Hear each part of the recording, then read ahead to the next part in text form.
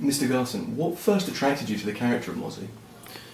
Well, like anything else, the first attraction to the project was really the script. I mean, it all comes down to the script, and I never think about, oh, this is a great character, but the script is crap. Like so in this case, it was really about, wow, I'm not getting this kind of layered, interesting story with all great characters, scripts on my desk.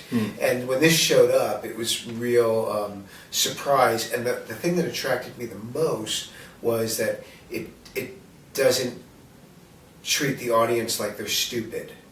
And that is a big bonus. And also just for me, just basically right out of the gate, scripts, as long as the character is wildly different than what I played before, that's a big bonus. I mean, you're working in New York again. Is there anything in particular that sort of keeps you coming back to the city? Well, what keeps me coming back to New York is a paycheck, but basically, it's such a rich character. The city is a rich character, much like London is. That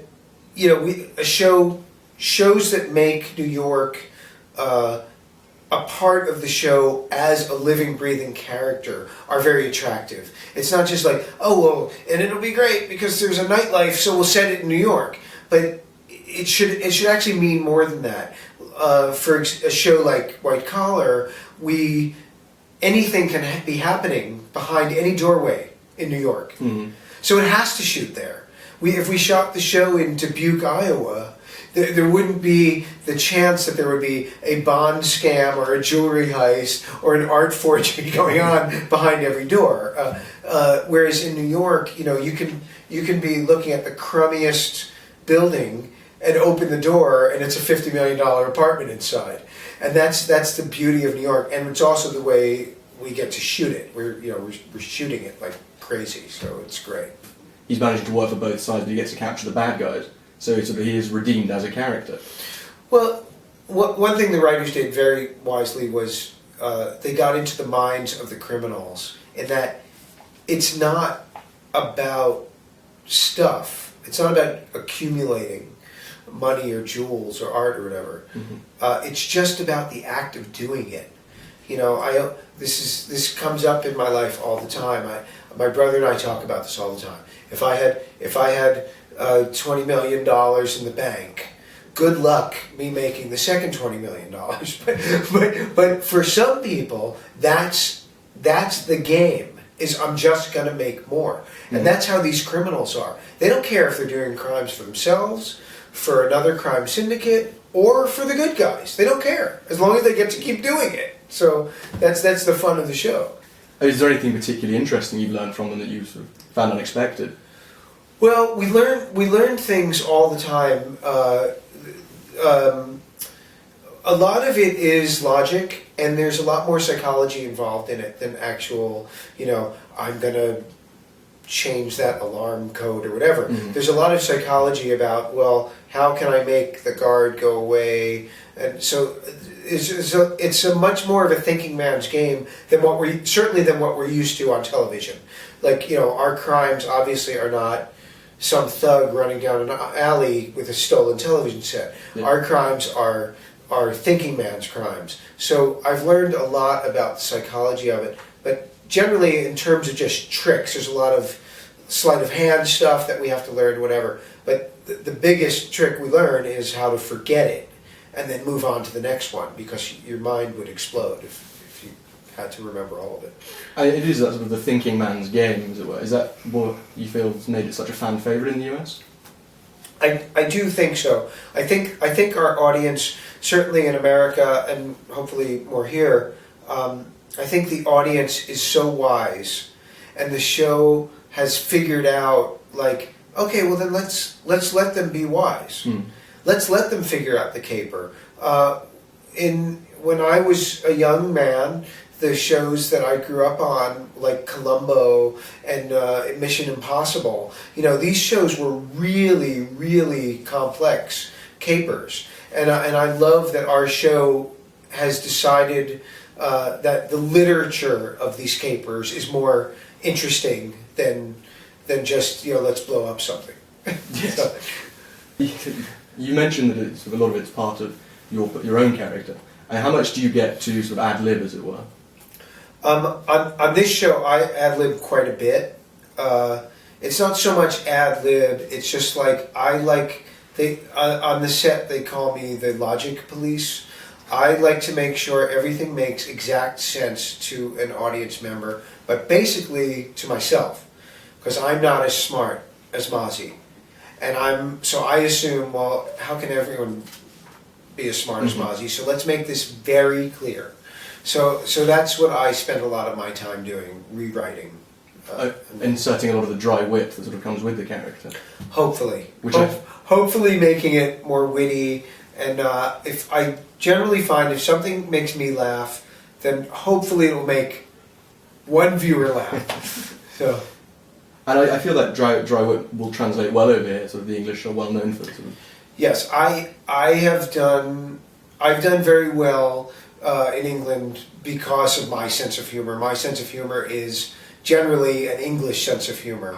It's a little elevated. It's not, although you are the country of, Benny Hill, so calm down. But I will say, I do think there is an elevated sense of humor here that has more innuendo and subtext.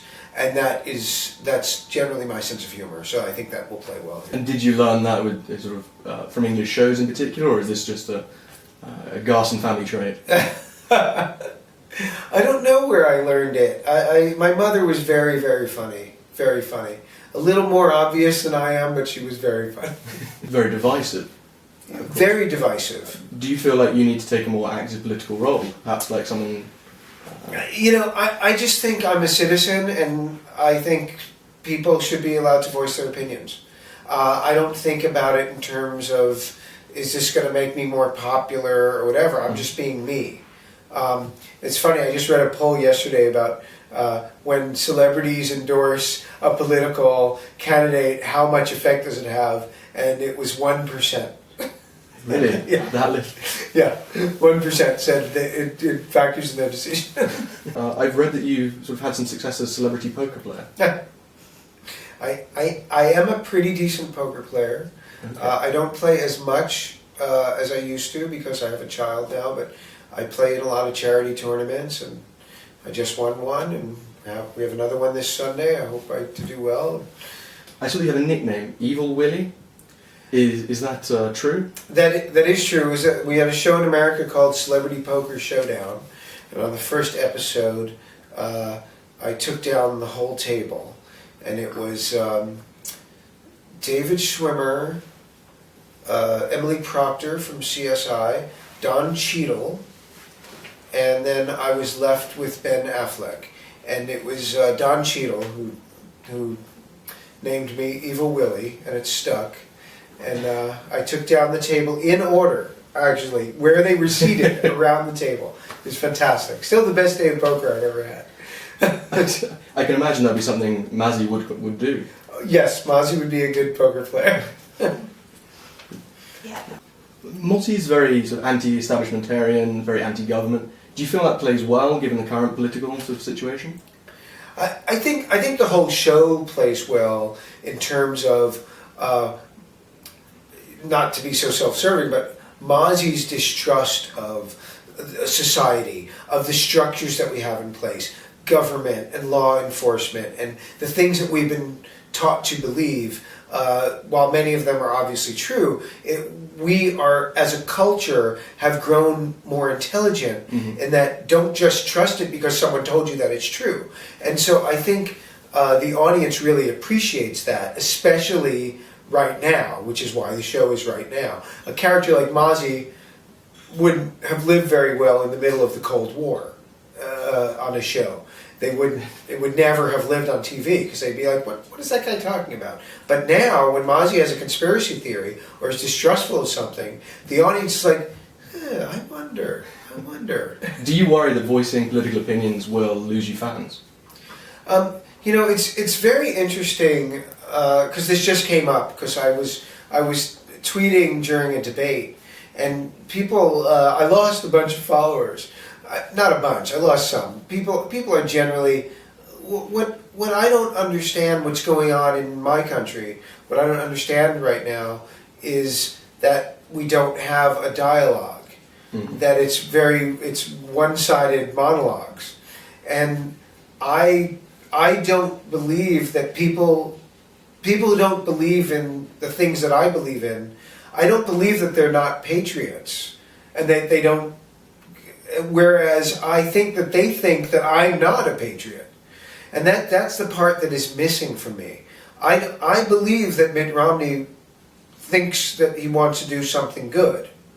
I don't think that he thinks that I want to do something good, and that's the difference. That's the two ideologies that are fighting each other in our country right now.